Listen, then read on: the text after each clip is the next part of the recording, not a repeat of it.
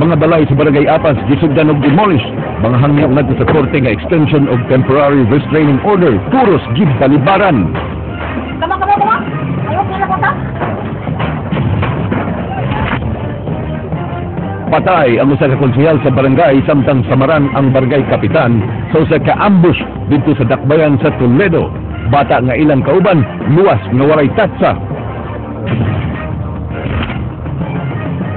DPWH white kwarta alang sa pagpamutol ug pagpalhin sa mga kasya nga apektado sa road widening project sa habagatang bahin sa Sugbo. Ang matag kahoy nga putlon ug balhinon mugasto og tag-usa ka milyon ka pesos. Mga pangalan sa mga suspect sa pag-ambush nila ni Attorney Noel Archival ug mga kauban nailhan na sa kapulisan.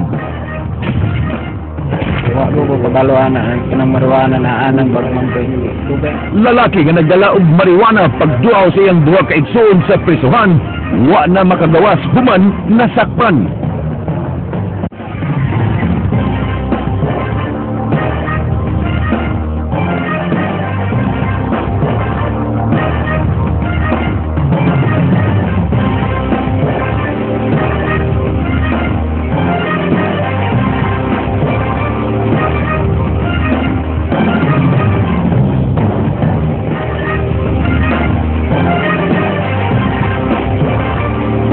Mayong hapon, Sugbo, Kabisayan. Ako si Frank Marilong Jr. Ihatid na mo ang mga nagunang impormasyon. Ako si Georgia Herrera.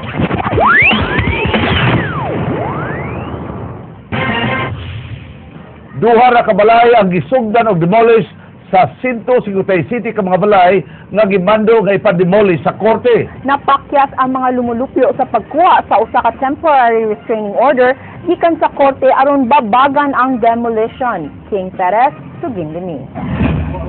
Alas 12:30 na karong hapon, gisugdan ang demolition sa mga balay human gihuwat nila ang mga desisyon sa korte. Nangayo og unom ka bulan nga extension ng City Hall sa MTCC Branch 6 ubos sa sala ni Judge Pamela Uybaring, ang korte nga nagmando sa demolition. Buot nila nga makapangita og relocation sa apektado nga mga residente. They're not looking to the merits of a case, pero at least pagpangita og relocation, matagaan na sa lugway panahon para makita yun na itong asa yun dapita ang relocation site aning mga affected na families. Samtang ipangayo usab nila gikan sa RTC Branch 9 ubos si Judge Alexander Acosta ang usa ka preliminary injunction batok sa pagpatuman sa demolisyon. Sayo kaganiha si Mayor Michael Rama mihangyo nga dili una ipatuman ang demolition samtang gihuwat pa ang desisyon sa duha ka korte. Na may ginganlan og executive, legislative, judiciary. We have to bring the rule of law operate, because if there will be no rule of law anymore, it will be the rule of men. Apan pulos gininay sa korte ang ilang mga petisyon. Tungod kay ang demolition order, nagmando lamang sa demolition hangtod sa alas 3 sa hapon, duha lang ka mga bayang partial nga gisugdan og demolish. Human sa dulan unom ka oras na pagpaabot gisugdan na ang demolition sa 157 ka mga panimay diri sa lot 942 ug 947 sa sitio San Miguel, Barangay Apas, tumanwa tuguti sa korte ang pagbabag sa demolisyon.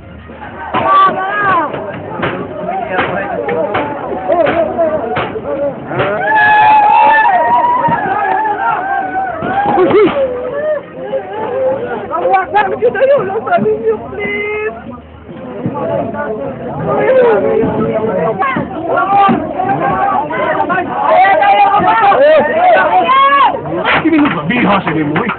7,000. May 10 minutos. Sana pagbuba na ko, di ko mo kontento. Biha sa mo. Nagpayal pa ganay na pangilabot. Kama. Ayaw nga na kota. Usa sa mga giguba mao ang kwarto nga giabangan ni James Nono nga wa magtuo nga mahinayon ang maong demolisyon. Ilang pagka-demolish sa kuan kayo kalekyo ba? O bitaw mi tagay og nang oras bitaw nga makapaandam. Matod pa ni Nong Isidro, usa ka security guard nga 12 na katuig nga namuyo sa giilugang luna, irespetaran niya ang mando sa korte. Awatan may mo basta na order sa korte. Pero hangyo lang ko nga kay guba sa balay. Akong lay mo guba ba? Laing pundok sa mga lumulupyo, mga usab og maog injunction sa laing korte aron kapugnan ang pagpadayon sa demolisyon. Mabalik si Sheriff Suarin atong hangyoon na sad na nga kung pwede ayaw sa kay na i-resolve pa man siya na pa may laing usayon pa man ni kanikang ato ni Payot no. Makakuha ditag favorable nga response nga maguba na isa man to pabayron. Ang korte mihukom nga ang luna pribado gipanagiyasaw sa kaalesa suwiko magat. King Perez, News 5. Gipahiluna na sa gigahin kanila nga mga pwesto ang 24 ka mga naninda sa Warwick Barracks nga napiktuhan sa demolition kaghapon. Kinito padra sa gidemolish nilang mga tindahan nga gihimo ng mga panimalay. Mato ni Mayor Michael Rama, nakasabot siya sa reaction sa mga napiktuhan sa demolition. Samtang ang mga nasunugan sa Warwick, temporaryo nga ipahiluna sa Block 27 sa Barangay Babulo, Luyo sa SM. Samtang tukuron pa ang ilang mga stall. I already assured that the mayor will tell why Kuban Takur, and I have directed that to the market authority. They just have to talk about that the day there is a morning and there is an evening. So there is a 24 hours. And there are people there who want to make business in the evening until morning. They will have to be respected to have that business. Yeah, so tomorrow I want the road to be there. Light. Tomorrow? Feasible na tomorrow na I don't know, depende na. Kung naday sila, naday bulldozer, zoom, niya, butangan na yung, preparahan na yung asphalt, nay asphalt. Bang man. Gipahibaw sa Department of Environment and Natural Resources, Region 7, nga sa pagkakaroon, way tulubagon ang kumpanyang nanagiya sa minahan nga nahugno og mikalas og usa ka kinabuhi niadtong Sabado. Jinky Barrio, Suginlimi. Gipahibaw sa DENR7 nga wa sila'y nakita nga tulubagon sa kinaiyahan sa pagkakaroon sa minahan nga nahugno sa Barangay Dunga, Syudad sa Danao niadtong Sabado. Ila hinoong susihon kung gisunod ba sa mining company ang upat ka mga importanteng probisyon nga nalatid sa Environmental Clearance Certificate nga gi-issue sa SKI Construction Group Incorporated. Ang purpose ng ginato nila para ato silang inform sa findings based sa katong environmental management plan, i-integrate na to, i-incorporate ang safety and health, occupational safety and health, plus getting provision din nga they should be held accountable for whatever damages to life, property. Base unya sa findings sa investigasyon sa DENR, ilang ipatawag ang mining company alang sa usa ka technical conference aron ipaabot kanila ang mga general conditions sa ECC. Ato silang i-hear, no? Murag notice of hearing for a technical conference nga. Ato silang i-discuss ang say findings na to. At the same time, ang importante lang dito is doon sila commitment.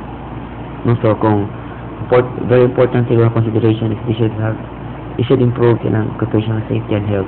Kaya appeal man sila ang ECC.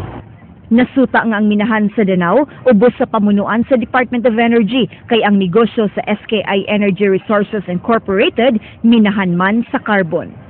Jinky Barrio, News 5. Laing pagpamani ang nahitabo kaghapon sa Dakbayan sa Toledo.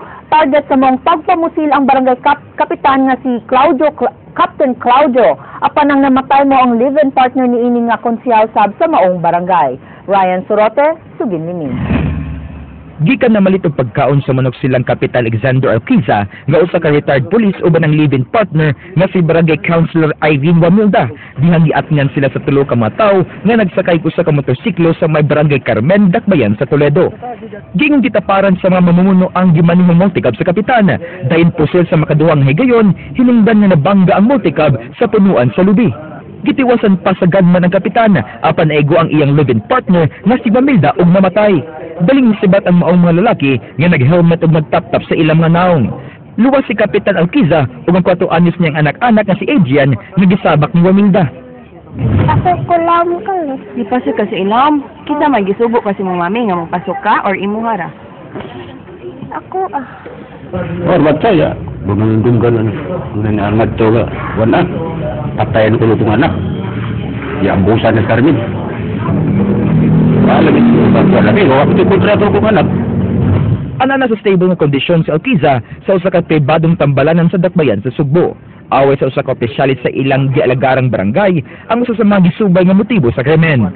Ipahad ko na ang ilang tresurera sa una sa barangay nga a certain Gonzales, I think, nga dili ko siya kaabot sa korte ug mapile ng kaso. Doon na siya ay mura something to do with the money matters of the barangay nga wa maklaro. So dili ko kasulti for sure ug unsa gyud, but mura gi-file og kaso si kapitan para makuan og naunsa na ang anomalya ha. Tingalay ko ni sa ni kapitan pero wa ko mong sama abti ko no kuan kanang suwat ikan sa ombudsman. Wat nang konsultasya o kanang abot ang letter sa ombudsman para tubagon sa sayang abogado. Ryan Sorote, News 5.